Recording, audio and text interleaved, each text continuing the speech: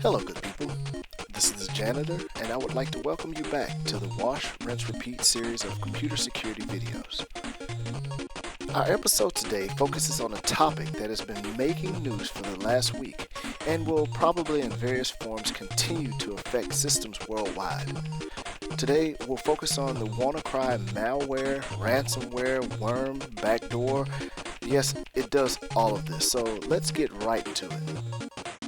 So by now, I'm sure you've heard in the news that there's this new ransomware that has been sweeping the globe.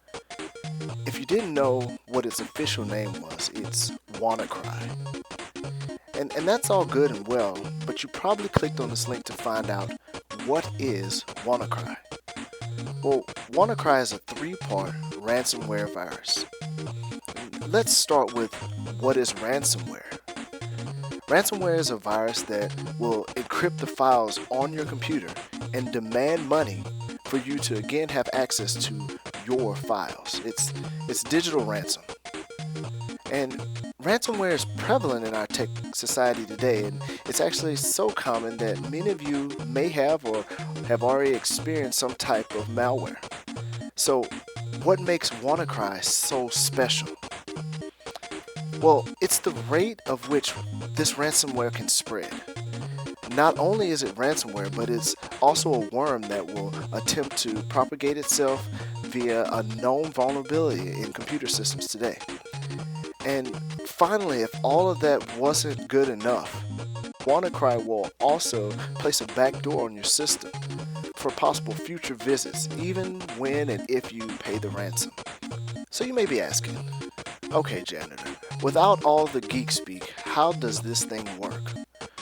Well, as I stated, this virus at its core is ransomware. And ransomware is usually spread by phishing emails.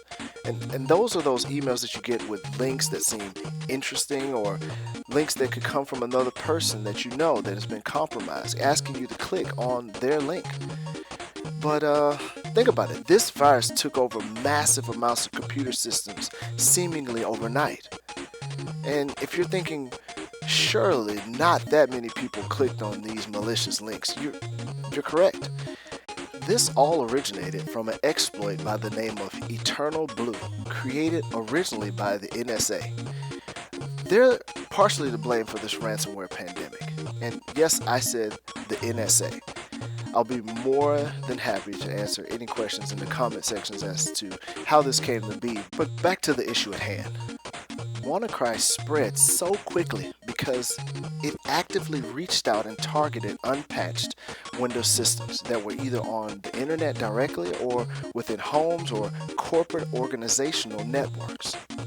And finally, after encrypting the computer system's files and searching for other systems to infect, WannaCry installs a backdoor by the name of Double Pulsar, which was also an NSA tool to be able to make future visits to the infected computer system. So, the world is coming to an end, right? No, there's positive news in all of this. A security researcher that goes by the handle MalwareTech discovered that WannaCry was attempting to connect to an unregistered domain to verify if it should continue doing what it was doing. So let me explain this further.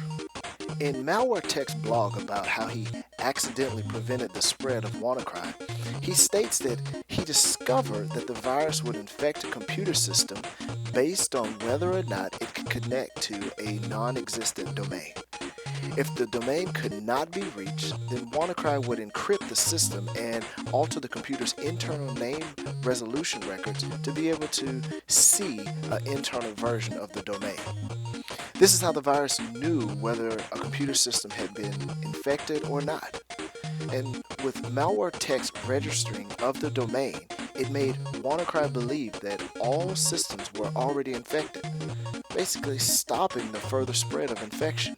And although this stopped this version of WannaCry, it does not prevent hackers from utilizing the same technique and continuing to hold people's information for ransom. So as a user, you may be asking, what should you be doing to prevent this from happening to you? As we discussed, this ransomware currently affects Windows systems, but these tips apply to all operating systems, devices, and anything else that can be updated with verified updates.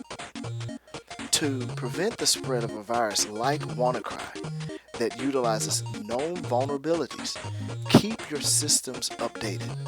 You see, Microsoft had provided a patch for the worm portion of WannaCry in March, but it's obvious that in so many cases people still do not apply this patch. The second thing to do to mitigate the ransomware functionality of WannaCry is to maintain regular and proper backups.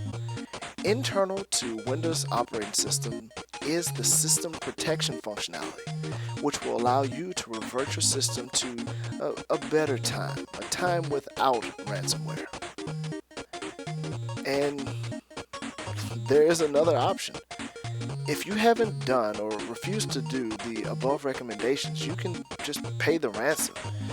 If you must pay the ransom, utilize a one-time use credit card. And these are the credit cards you can find in the prepaid card section of your local grocery store. And finally, although this version of WannaCry has been silenced per se, you can be assured that there are copycat ransomware viruses that are en route. So to prevent these variants, be cautious of all links. This includes email, direct message, instant message, text. If it has a link, verify the sender before clicking on the link. So to wrap things up, in this video, we've discussed what WannaCry is and how you can prevent it, both in its current version and for future iterations. I'd like to thank you for watching, and if you liked this video and found it helpful, please give it a thumbs up. Comment and subscribe to be notified of new videos and when they're posted. I'm the janitor, and I thank you for watching this episode of Wash, Rinse, Repeat. Remember, stay focused, never quit.